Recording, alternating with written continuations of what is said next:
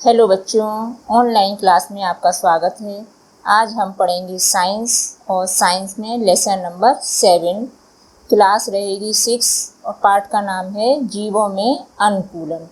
यानी जीवों में अनुकूलन, जैसा कि जीव यानी जो जीवित हैं, प्राणी हैं, जिनमें सभी जैविक क्रियाएं होती हैं, वही जीव हैं।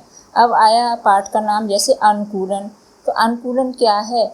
प्रत्येक प्राणी जो है एक विशेष वातावरण में रहते हैं और उस वातावरण में रहने के लिए उनको वातावरण की अनुकूल एक विशेष बहुत दशाओं की उपयुक्त दशाओं की आवश्यकता होती है। उन दशाओं के अनुकूल अपने शरीर की क्षमता को विकास करने को जो क्षमता होती है उसी को हम अनुकूलन कहते हैं। तो वातावरण में प्राणी अनेक प्रकार के रहते हैं, जैसे कुछ जो है जल पर रहते हैं, कुछ थल में रहते हैं और कुछ जो है मरुस्थल में रहते हैं, कुछ जल और थल दोनों में रहते हैं। तो आज हम इस पाठ में उन सभी जीवों के बारे में पढ़ेंगे और समझेंगे। तो इसे हम बोर्ड पर समझते हैं। तो बच्चों अपनी कॉपी में लिख लीजिए, पाठ 7 है जीवों में अनुकूलन। तो पहले हैं हम समझते हैं अनुकूलन। अनुकूलन क्या है? आकृति, आकार, रंग रूप, संरचना तथा आवाज संबंधी लक्षणों में ऐसा परिवर्तन जो सफलतापूर्वक जीवित रहने में सहायक हो, उसे हम अनुकूलन कहते हैं। अब जो है अनुकूलन में कि जो है जो जीव पृथ्वी पर जो रहते हैं वो किस किस उसमें रहते हैं कि जलीय जीव। जो जीव जल में रहकर अपनी सभी क्रियाएं संपन्न करते हैं वो जलीय जीव होते हैं। जलीय जीव में जैसे मछली है, पौधों में ले लिए जलकुंभी, कमल, सिंघाड़ा आदि। यानी मछली जो जल में रहती है, ये कमल और जलकुंभी हम इनको समझते हैं। अब इसके बाद अगला लेते हैं स्थलीय जीव। ऐसे जीव जो स्थल पर रहकर अपने जीवन की सभी क्रियाएं संपन्न करते हैं, जैसे गाय, भैंस, बैल, पादपों में, पौधों में, पेड़ों में आम, पीपल, नीम, मनुष्य आदि, ये जो हैं स्थलीय जीव हैं। हाँ, ये तीसरा पॉइंट लिखिए, मरुस्थलीय जीव। रेगिस्तान में पाए जाने वाले जीव को ऊंट हैं, कंगारू हैं, इनको हम जो है मरुस्थलीय जीव कहते हैं। नागफनी, बबूल, घीकुआर, सतावर आदि ये मरुस्थल में पाए जाते हैं। अगला चौथा नंबर है उभयचर प्राणी।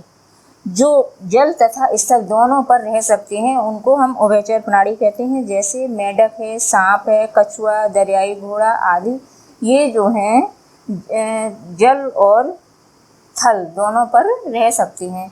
तो अब आगे हम जो है इनके अभ्यास कार्य देखिएगा, आप लिखिए और उसके बाद में पूरे पाठ को करिएगा। कॉपी पर करते हैं।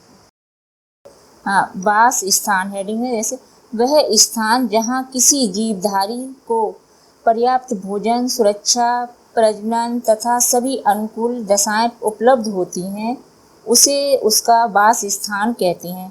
वातावरण में सजीवों का वास स्थान जल, स्थल, वायु, मरुस्थल आदि होता है। अब ये जल में रहने वाले जीवों को जलीय जीव कहते हैं, जैसे मछली, सिंघाड़ा, जलकुंभी, कमल आदि। अगला लिखिए स्थलीय जीव। ऐसे जीव जो स्थल पर रहते हैं, जैसे गाय, बकरी, बैल, कुत्ता, नीम, अमरूद, आम आदि। अगला लिखिए मरुस्थलीय जीव। ऐसे जीव जो मरुस्थल या रेगिस्तान में पाए जाते हैं, इनसे जीवों को मरुस्थलीय जीव कहते हैं, जैसे ऊंट, बबूल, नागफनी। अगला है उभयचर प्राणी।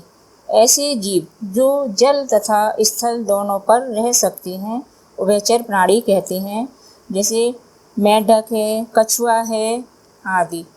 अनुकूलन।